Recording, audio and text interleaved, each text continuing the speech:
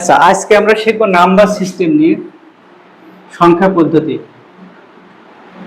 তো আমরা দুটো ওয়ার্ড দেখতে পাচ্ছি, নাম্বার এন্ড সিস্টেম। সিস্টেম মানে পদ্ধতি, আমরা জানি। নাম্বারটা জানলে পদ্ধতি জেনে যাব। সংখ্যাকে লেখার পদ্ধতিকে সংখ্যা পদ্ধতি বলে। তাহলে সংখ্যা কি আমাকে এটা আগে জানতে হবে। নাম্বার কি? নাম্বার একটা ভাষার নাম। নাম্বার একটা ভাষা। কিসের ভাষা যদি বলি, তাহলে গণনার ভাষা। গণনার ভাষা। আমরা যে গুনি, একটা কলম, আমার হাতে দুইটা মার্কার আছে, 2 কেজি চাল, এই যে গুনি, কোনো কিছুকে গুনি বা পরিমাপ করি, এইটা ক্ষেত্রে যে ভাষাটা ব্যবহার করি সেটাকে বলা হচ্ছে নাম্বার। তাহলে সংখ্যা হচ্ছে গণনার ভাষা, নাম্বার বা সংখ্যা হচ্ছে গণনার ভাষা। ঠিক আছে? তাহলে আমরা একটু সুন্দর করে যদি বলি যে কোনো কিছু গণনা বা পরিমাপের উপায়কে নাম্বার বা সংখ্যা বলে। একটু সুন্দর ভাষায় লিখলাম, number is the way of measuring or counting. কোনো কিছু গণনা বা পরিমাপের উপায়কে কি বলে? সংখ্যা বলে। ঠিক আছে? তাই এই সংখ্যাকে যখন আমরা লিখবো কোথাও, তখন একটা চিহ্ন বা প্রতীক ব্যবহার করা হবে। আমরা যেরকম আমাদের ভাষাগুলোকে যখন লিখি, তখন আমরা কি ব্যবহার করি? লেটার ব্যবহার করি। লেটার দিয়ে ওয়ার্ড বানায়, তারপরে সেন্টেন্স তৈরি হয়।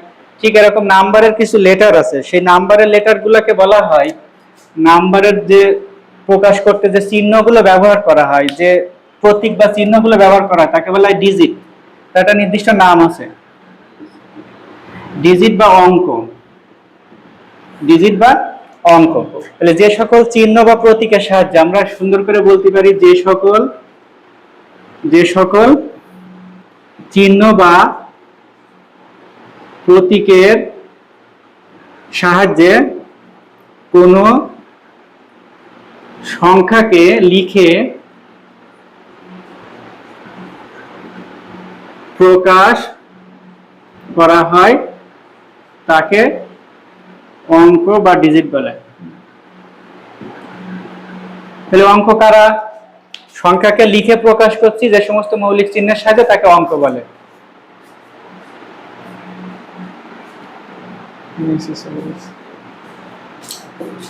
ওকে, তাহলে আমরা নাম্বার শিখলাম, অঙ্ক শিখলাম। কোন প্রশ্ন আছে কিনা নাম্বার আর অঙ্ক নিয়ে? না, বুঝছো। তাহলে নাম্বার হচ্ছে কোনো কিছু গণনার উপায়, আমরা যে গণনা করি, পরিমাপ করি। আর যে চিহ্নের সাহায্যে ওই নাম্বারকে লিখি আমরা, সেটাকে বলা হচ্ছে অঙ্ক। তাহলে ডিজিট বা অঙ্ক, ডিজিট বা অঙ্ক। তাহলে এবার অঙ্ক নিয়ে একটুখানি আমরা কথা বলে আসি। অঙ্কের ক্ষেত্রে আবার দুইটা টাইপ আছে। অঙ্ক আবার দুইটা টাইপ আছে, একটা হচ্ছে সার্থক, আর একটা হচ্ছে ব্যর্থ। ব্যর্থ এখন আর ব্যবহার করে না, এখন বলা হয় সহায়ক। তাহলে অঙ্কের দুইটা টাইপ আছে। আমরা 10 ভিত্তিক সংখ্যা পদ্ধতি ইউজ করি। কত ধরনের সংখ্যা পদ্ধতি এটা পরে আলোচনা করব। 10 ভিত্তিক, 0 থেকে 9 পর্যন্ত 10টা প্রতীক ব্যবহার করি, এজন্য 10 ভিত্তিক। 0 থেকে 10 পর্যন্ত। তাহলে সার্থক এবং সহায়ক। সার্থক অঙ্ক কোনগুলো? যে চিহ্নের সাহায্যে আমরা সরাসরি গুনতে পারি, কোনো কিছু আমরা গুনে ফেলতে পারি। যেরকম 1 টাকা, 2টা কলম, কিন্তু 0 টাকা, এটা কোনো মিনিং নাই। তাহলে যে সরাসরি আমাদের গণনার কাজে লাগতেছে না, তাকে আমরা বলতেছি ব্যর্থ বা সহায়ক। একে দিয়ে আমরা সরাসরি গুনতে পারছি না, বরং এ অন্যদের পরে বসে বা আগে বসে অন্য বড় বড় গণনায় সাহায্য করে। তাহলে এটাকে না বলা আছে সহায়ক। তাহলে এই জিনিসটা কি হচ্ছে? সহায়ক। আর এইগুলো হচ্ছে সার্থক। একা একাই, যে অঙ্কের সাহায্যে একা একাই গণনা করা যায়, তাকে বলা হচ্ছে সার্থক। আর যে একা গুনতে পারে না, বরং অন্যের গণনায় সহায়তা করে, তাকে সহায়ক বলতেছে। তাহলে অঙ্ক দুই প্রকার, সার্থক এবং সহায়ক। ক্লিয়ার কিনা? ক্লিয়ার। আচ্ছা, এইবার আমরা এই অঙ্কগুলোকে যখন গণনার কাজে লাগবে, তখন কিন্তু তাকে আর অঙ্ক বলতে পারবো না। আমরা যদি এইটা লিখি আর এইটা লিখি, তাহলে এই 5 কিন্তু শুধুমাত্র অঙ্ক, এটা একটা চিহ্ন বা প্রতীক। তাহলে 5 শুধুমাত্র অঙ্ক, আর 5 টাকা এটা কিন্তু সংখ্যা। তাহলে কেমন সংখ্যা? এক অঙ্ক বিশিষ্ট সংখ্যা। এক অঙ্ক বিশিষ্ট, অর্থাৎ একটা অঙ্ককে ব্যবহার করে যদি গণনা করি তাহলে সেটা হবে এক অঙ্ক বিশিষ্ট সংখ্যা। এটা কোনো না কোনো কাউন্টিং এ কাজে লাগছে, মনে রাখতে হবে। নাম্বার হওয়ার শর্ত হচ্ছে গণনা। গণনা করতে পারলে অঙ্কগুলো সংখ্যা হয়ে উঠবে, তা না হলে অঙ্কগুলো প্রতীক হিসেবে এক্সিস্ট করবে। এটা অঙ্ক, এটা সংখ্যা। তাহলে আমরা 10 ভিত্তিক সংখ্যা পদ্ধতিতে আমরা জানি 0, 1, 2, 3, 4, 5, 6, 7, 8, 9 এই 10টা অঙ্ককে ব্যবহার করে থাকে, এই 10টা ডিজিটকে। তাহলে এই ডিজিটগুলোকে একটা ডিজিট নিয়ে সবথেকে বেশি গুনতে পারবো কোনটাই, তাহলে সেটাকে বলা হবে এক অঙ্কের বৃহত্তম সংখ্যা। তাহলে কি হবে? এক অঙ্কের বৃহত্তম সংখ্যা হচ্ছে 9, ক্ষুদ্রতম হচ্ছে 1, আর 0 তো আমরা জানি সহায়ক অঙ্ক। তাহলে 10 ভিত্তিক সংখ্যা পদ্ধতিতে এক অঙ্কের বৃহত্তম সংখ্যা 9। 2 অঙ্কের বৃহত্তম সংখ্যা আমরা ছোটকালে শিখেছি, 2টা 9। 2 অঙ্কের ক্ষুদ্রতম সংখ্যা কিন্তু ডাবল অন না, একটা অন আর একটা 0। তাহলে 0 তো এখন কাজে লাগতেছে। যদি এরকম লিখি তাহলে এই দুটো অঙ্কের ভিতরে এর থেকে এইটি ক্ষুদ্র বেশি, তাহলে এইটি হচ্ছে 2 অঙ্কের ক্ষুদ্রতম সংখ্যা। এটা আমরা জানি। এখন তাহলে এইবার একটা জিনিস শিখবো, বেস। কি শিখবো? বেস। বেস কাকে বলে? বেস বা ভিত্তি। কোন সংখ্যা পদ্ধতির ভিত্তি কি? কোন সংখ্যা পদ্ধতির ভিত্তি কি? তাহলে আমরা কয় ভিত্তিক সংখ্যা পদ্ধতি হিসাব করি, এটা বলতে বুঝতে হবে যে আমরা কয়টা প্রতীক ব্যবহার করি। যতগুলো প্রতীকের উপরে ভর করে আমি ওই সংখ্যা পদ্ধতিটা কাজে লাগাচ্ছি সেটা হচ্ছে তার ভিত্তি। তা আমরা সাধারণত মানুষেরা প্রথম গণনা শিখি আঙুল দ্বারা, হাতে 10টা আঙুল। এই কারণে আমাদের 10 ভিত্তিক সংখ্যা পদ্ধতি। আর কম্পিউটারে যত কম দেওয়া যায়, কারণ কম্পিউটার জড় বস্তু, তাই কম্পিউটারে শুধুমাত্র সিগন্যাল আছে এবং নেই এর উপরে ভিত্তি। তাহলে ওর দুটো প্রতীক দেওয়া হয়, 0 আর 1। এই কারণে 2 ভিত্তিক সংখ্যা পদ্ধতি।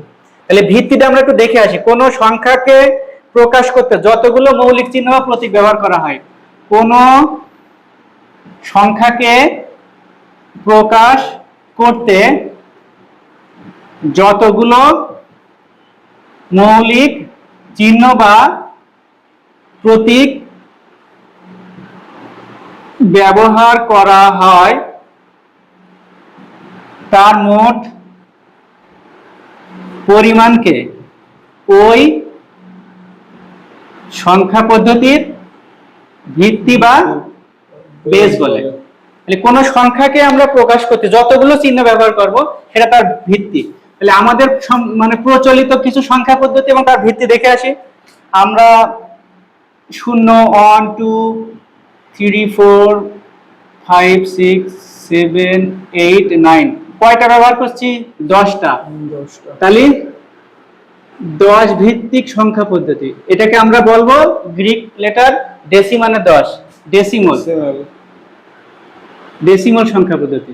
যে সংখ্যা পদ্ধতিতে 0 থেকে 9 এই 10টা প্রতীক ব্যবহার করে তাকে ডেসিমাল সংখ্যা পদ্ধতি বলে।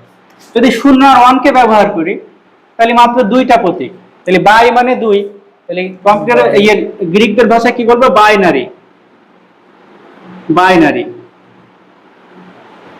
সংখ্যা পদ্ধতি। যে সংখ্যা পদ্ধতিতে 0 আর 1 এই 2টা অঙ্ক ডিজিট বা প্রতীক ব্যবহার করা তাকে বাইনারি সংখ্যা পদ্ধতি বলে। তো আমরা আরেকটা জিনিস শিখবো 8 ভিত্তিক সংখ্যা পদ্ধতি। 0, 1, 2, 3, 4, 5, 6, 7। তাহলে যে সংখ্যা পদ্ধতিতে 0 থেকে 7 এই 8টা প্রতীক ব্যবহার করা তাকে বলা হচ্ছে অক্টা। অক্টা মানে 8, অক্টেল।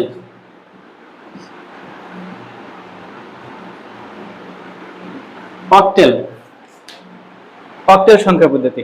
এখন ওরা দেখলো যে 10 ভিত্তিকের থেকেও বেশি পরিমাণে গুণার একটা প্রয়োজন, বিজ্ঞানীরা দেখলো।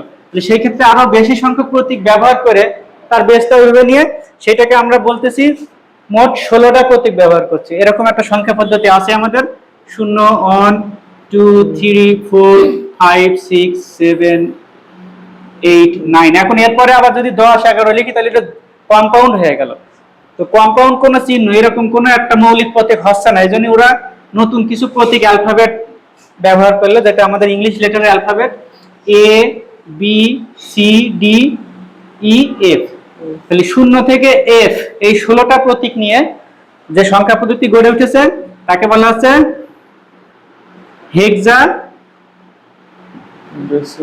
হেক্সাডেসিমাল।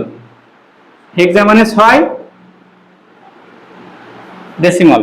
তাহলে 16 ভিত্তিক সংখ্যা পদ্ধতি, যে সংখ্যা পদ্ধতিতে 0 থেকে f এই 16টা প্রতীক ব্যবহার করা তাকে বলা হচ্ছে হেক্সাডেসিমাল সংখ্যা পদ্ধতি।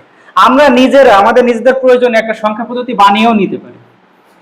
যেমন আমি ভাবতেছি যে আমি 5টা প্রতীক ব্যবহার করে একটা সংখ্যা পেন্টেন বানাবো, করা যেতে পারে। এটা একটা বোর্ড প্রশ্নে এসেছিল 0, 1, 2 এই 3 ভিত্তিক, তাহলে এর ভিত্তি 3, তাহলে আমরা বলতে পারি ট্রাইনারি সংখ্যা পদ্ধতি। যে সংখ্যা পদ্ধতিতে 0 থেকে 2 এই 3টা প্রতীক ব্যবহার করবে, যেখানে 0 থেকে 1, 2, 3, 4 এই 5টা প্রতীক ব্যবহার করবে সেকে বলতে পারি আমরা পেন্টেন। যে সংখ্যা পদ্ধতিতে 0 থেকে 4 এই 5টা প্রতীক ব্যবহার করে পেন্টেন, এটা আমরা বানিয়ে নিতে পারি। কিন্তু আমাদের বইতে বেশিরভাগ কি বাইনারি, অক্টেল, ডেসিমাল, হেক্সাডেসিমাল এই 4টা সংখ্যা পদ্ধতি নিয়ে বেশি আলোচনা করা হয়। এবার এই ক্ষেত্রে আমরা একটুখানি ছোট্ট বিরিপ দিয়ে আসি। 10 ভিত্তিক সংখ্যা পদ্ধতিতে এক অঙ্কের বৃহত্তম সংখ্যা 9, বৃহত্তম সংখ্যা, আর ক্ষুদ্রতম সংখ্যা 1। 8 ভিত্তিক সংখ্যা পদ্ধতিতে 7, 1। তারপরে 16 ভিত্তিক সংখ্যা পদ্ধতিতে f দ্বারা সব থেকে বেশি পরিমাণে গুনতে পারবো, 15 জনকে গুনতে পারবো, এখানে 1। কিন্তু বাইনারিতে কোন বৃহত্তম এক অঙ্কের কোন বৃহত্তম সংখ্যা নাই। বাইনারিতে এক অঙ্কের বৃহত্তম সংখ্যা নাই, ক্ষুদ্রতমও নাই। বাইনারিতে কি আছে? সার্থক আছে একটা, ব্যর্থ আছে একটা। কেবল সার্থক এবং ব্যর্থ বা সহায়ক আছে, কিন্তু এর বৃহত্তম কোনো ক্ষুদ্রতম নাই।